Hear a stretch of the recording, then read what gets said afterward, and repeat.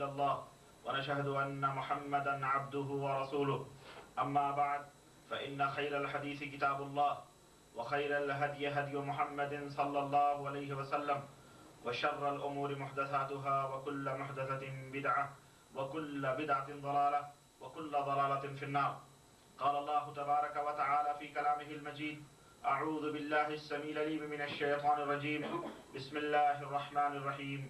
يا أيها الذين آمنوا اتقوا الله حق تقاته ولا تموتن إلا وأنتم مسلمون. وقال تعالى في مقام آخر: قل إن كنتم تحبون الله فاتبعوني يحببكم الله ويغفر لكم ذنوبكم والله غفور رحيم. اللهم صل على محمد وعلى آل محمد كما صليت على إبراهيم وعلى آل إبراهيم إنك حميد مجيد. اللهم بارك على محمد وعلى آل محمد كما باركت على إبراهيم وعلى آل إبراهيم إنك حميد مجيد. تمام قسم کی حمد و ثنا، کبریائی اور بڑائی لائق و زیبا ہے اس خالق عز و سما کے لیے جس نے ہمیں اور آپ کو پیدا فرمایا، اور بیش بہا درود و سلام اس ذات مبارکہ مقدسہ پر جو ساری کائنات کے لیے رشد و ہدایت بنا کر کے بھیجے گئے، اور جن کا نام نامی اسم گرامی احمد مجتبیٰ محمد مصطفیٰ صلی اللہ علیہ وسلم ہے۔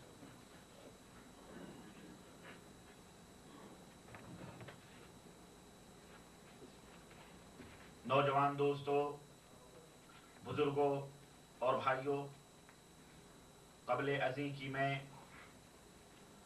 آج کے اس پر رونق مجلس میں اللہ اور اس کے رسول صلی اللہ علیہ وسلم کے حوالے سے کچھ باتیں رکھوں۔ بڑی ناسپاسی ہوگی اگر میں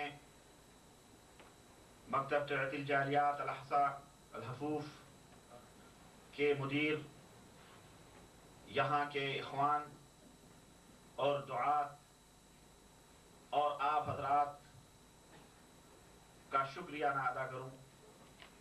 سب سے پہلے میں اللہ وحدہ لا شریک کا شکر ادا کرتا ہوں جس نے اس بندے ناچیز کو یہ شرف اور سعادت بخشی کہ میں اپنے ہم وطن ہم زبان بھائیوں کے یہ پر رونق چہرے دیکھ رہا ہوں اور ان سے ملاقات کر رہا ہوں اور ان کے سامنے اللہ اور اس کے رسول صلی اللہ علیہ وسلم کا پیغام رکھ رہا ہوں۔ میں اللہ وحدہ لا شریک کا بے حد ممنون اور مشکور ہوں۔ اس کے بعد میں مدیر مکتب تربیت الجالیات الاحساء استاذ عبد الرحمن الجغیمان حفظہ اللہ، ان کا بھی میں بے حد ممنون اور مشکور ہوں، اور دیگر اراکین متعاونین جو جالیات کے ہیں ان سب کا میں بے حد ممنون اور مشکور ہوں۔ خصوصاً اپنے برادرم بھائی فضیلت الشیخ عبد العلیم فانی حفظہ اللہ کا بھی میں مشکور ہوں، جنہوں نے مجھے ناچیز کو یہ موقع نصیب فرمایا اور مجھے موقع دیا کہ میں اپنے بھائیوں سے مل کر ان کے سامنے اللہ اور اس کے رسول کی کچھ باتیں رکھ سکوں۔ یہ اور آپ حضرات کا بھی بے حد ممنون اور مشکور ہوں کہ آپ کثیر تعداد میں تشریف لا کر آپ نے حوصلہ افزائی فرمائی ہے۔ بس اللہ وحدہ لا شریک سے یہ دعا ہے کہ اللہ تبارک و تعالی ہمارے اس بیٹھنے کو، ہمارے اس کہنے کو، سننے کو قبول فرمائے، اور اللہ ہم سب کو جس طرح یہاں جمع ہیں، اکٹھا ہیں، آپ ہیں، ہم ہیں، ہماری مائیں اور بہنیں ہیں، سب کو اللہ تبارک و تعالی اسی طرح جنت میں اکٹھا فرمائے، آمین یا رب العالمین۔ جیسے کہ آپ کو پتہ ہے کہ آج کے اس لیکچر کا جو موضوع رکھا گیا ہے، آج کا اسلام اور آج کا مسلمان، اس تعلق سے چند باتیں میں آپ حضرات کے سامنے رکھ رہا ہوں۔ اللہ وحدہ لا شریک سے دعا ہے کہ اللہ مجھے کہنے کی توفیق عطا فرمائے اور ہم سب کو سننے سے زیادہ اور کہنے سے زیادہ عمل کی توفیق عطا فرمائے، آمین یا رب العالمین۔ عزیزان محترم، اسلام ایک ایسی حقیقت ہے اور اسلام ایک ایسا دین ہے جو اس وقت پوری دنیا کی نظروں میں ہے، اور روئے زمین پر شروع سے لے کر آج تک اس جیسا دین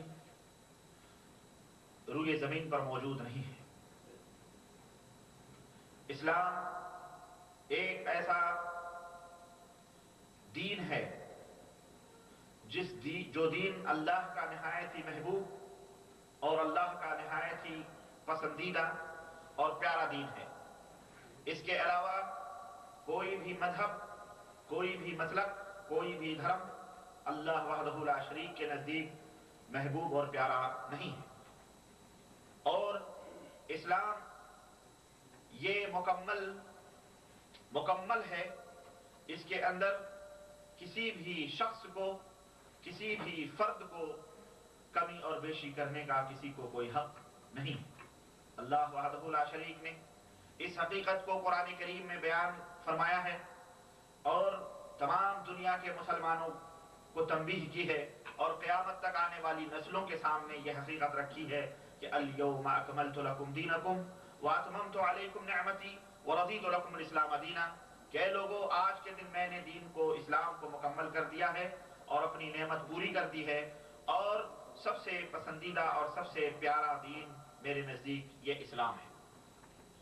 وَمَن يَبْتَغِ غَيْرَ الْإِسْلَامِ دِينًا فَلَن يُقْبَلَ مِنْهُ، اور اللہ نے قرآن کریم میں یہ آواز بھی دی اور لوگوں کے کانوں میں یہ بات کہی کہ اے لوگوں یاد رکھو، اسلام کو چھوڑ کر اگر تم نے کوئی اور دوسری راہ اختیار کی، کوئی اور دین یا کوئی اور مذہب، کوئی اور دھرم تم نے اپنایا، تو اللہ تبارک و تعالیٰ کے ہاں وہ دین یا وہ مذہب، وہ دھرم قابل قبول نہیں ہے۔ یہ ایک اسلام کی حقیقت ہے۔ لیکن آج جب ہم اپنے ملکوں کے اوپر جب ہم نظر ڈالتے ہیں، جب ہم دیکھتے ہیں تو مسلمانوں کے دو عظیم طبقے ہمیں مسلمانوں میں نظر آتے ہیں۔ وعلیکم السلام ورحمۃ اللہ۔ مسلمانوں کا ایک طبقہ تو وہ ہے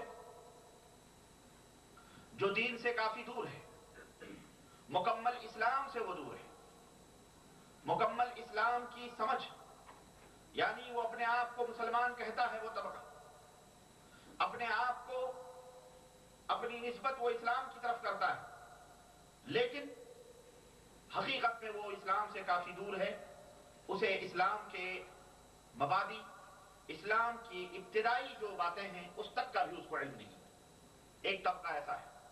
اور مسلمانوں کا دوسرا طبقہ وہ ہے جس میں اکثریت ان لوگوں کی ہے جو دین اسلام کے اوپر عمل کرتے ہیں، دین کو سمجھتے بھی ہیں، لیکن اسلام کی تعلیمات ان کے اوپر اس قدر مشتبہ ہو گئی ہیں، اسلام کی باتیں ان کے اوپر اس طرح سے مشکل ہو گئی ہیں کہ وہ حقیقی اسلام، جو صحیح اسلام ہے، جو اسلام دے کر کے اللہ وحدہ لا شریک نے اپنے نبی جناب محمد رسول اللہ صلی اللہ علیہ وسلم کو اس روئے زمین پر بھیجا تھا، اس دین سے وہ ناواقف ہے۔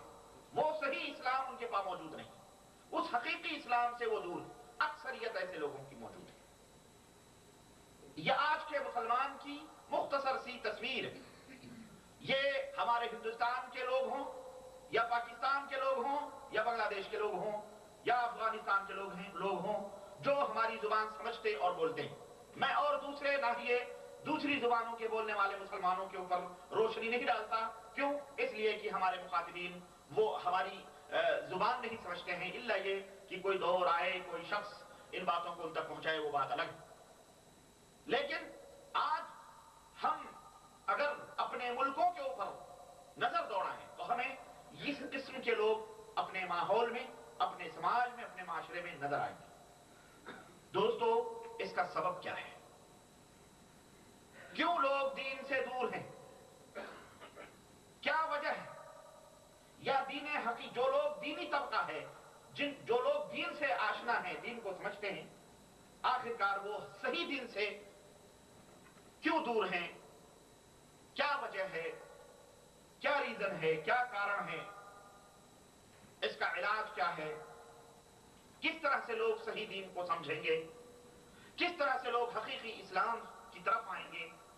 آئیے آج کی اس مجلس میں ہم آپ کے سامنے وہ اسباب رکھتے ہیں جن اسباب کی بنا پر لوگ صحیح دین سے یا خود اسلام سے کافی دور ہیں۔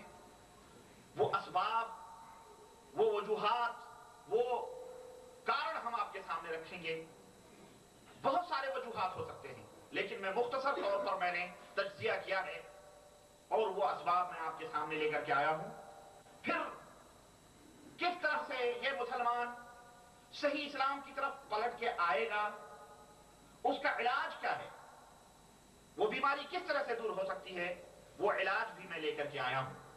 اور انشاءاللہ تبارک و تعالی آج کی اس محفل میں میں ان اسباب کو بیان کروں گا اور پھر ان بیماریوں کے دور کرنے کا طریقہ اور علاج کیا ہے اسے بھی میں آپ کے سامنے بیان کروں گا۔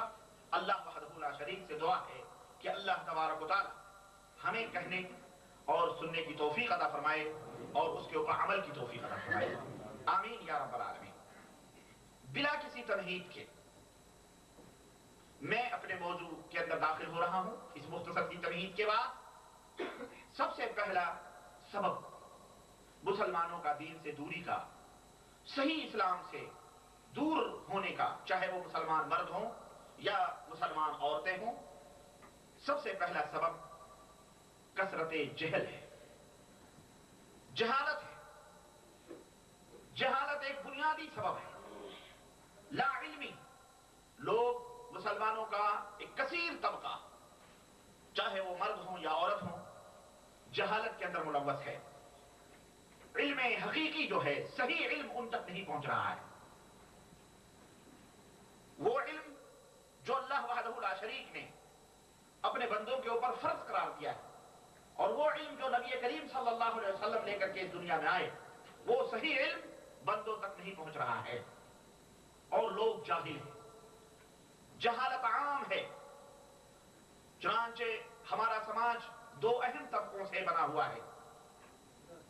ایک طبقہ عورتوں کا ہے تو دوسرا طبقہ مردوں کا ہے۔ مرد حضرات تو کم از کم کسی حد تک اسلام کو سمجھتے ہیں، اسلام کو جانتے ہیں، یا اسلام سے کسی حد تک ان کو دلچسپی ہے، لیکن ہماری عورتوں کا طبقہ آپ اپنے شہروں میں، اپنے ملکوں کے اندر، اپنے گاؤں اور بستیوں میں دیکھیں، ہماری ایسی بھی مائیں بہنیں موجود ہیں آج بھی۔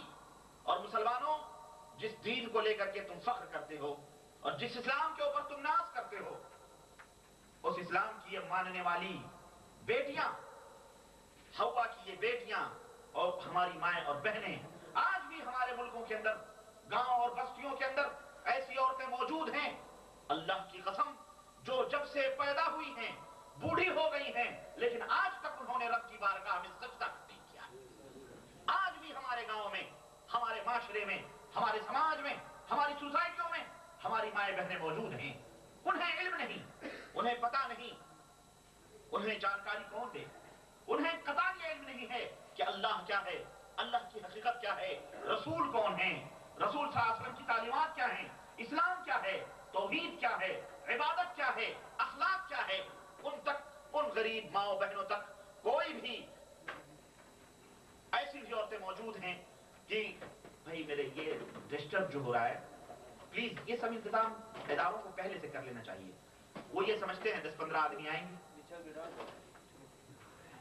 جو بھی آئیں ان کو نیچے بٹھا دیں پلیز، لیکن یہ ڈسٹرب نہ کریں مجھے، ایک سوئی خلاص ختم ہو جاتی ہے اور آدمی موضوع سے ہٹنے کا سبب بن جاتا ہے۔ بہرحال میرے عزیز، یہ حقیقت ہے کہ نہیں حقیقت ہے؟ آج ہمارے ملکوں کے اندر ہماری بہو بیٹیاں اس عیب کے اندر، اس برائی کے اندر ملوث ہیں، مرد حضرات بھی اس کے اندر ملوث ہیں۔ قرآن و سنت کا احترام نہیں، اللہ کے دین کی تعلیمات نہیں، اور اللہ کے دین سے کافی دور ہیں ایسے لوگ۔ بے پردگی، بے حیائی، بے شرمی ہمارے درمیان ہے کہ نہیں؟ گھر گھر میں بے پردگی ہے، یہ حقیقت کی نہیں ہے؟ آج ان کے سامنے اگر اسلام کی تعلیمات رکھی جائیں اور یہ بتلایا جائے، اپنی ماں بہنوں کو، اپنی بڑی بوڑھیوں کو بھی بتلایا جائے کہ آج اے میری ماں بہنوں، پردہ کرو، حجاب کرو، اللہ کی توحید کو سمجھو، اسلام کی تعلیمات کو حاصل کرو، کم از کم وہ بنیادی علم حاصل کرو جو تمہیں جنت میں لے جانے کا سبب بنے، ہماری مائیں بہنیں اس کے اوپر کان نہیں دھرتی ہیں، یا انہیں کوئی تعلیم دینے والا نہیں ہے۔ حاجی صاحب ماشاءاللہ 7 حج کیا انہوں نے، 10 حج کیے ہوئے ہیں، حاجی صاحب نماز پڑھنے جا رہے ہیں، اذان ہو رہی ہے، حجن صاحبہ گھر میں بیٹھ کے گال پہ ہاتھ رکھ کر کے غیبتیں کر رہی ہیں، چغلیاں کر رہی ہیں۔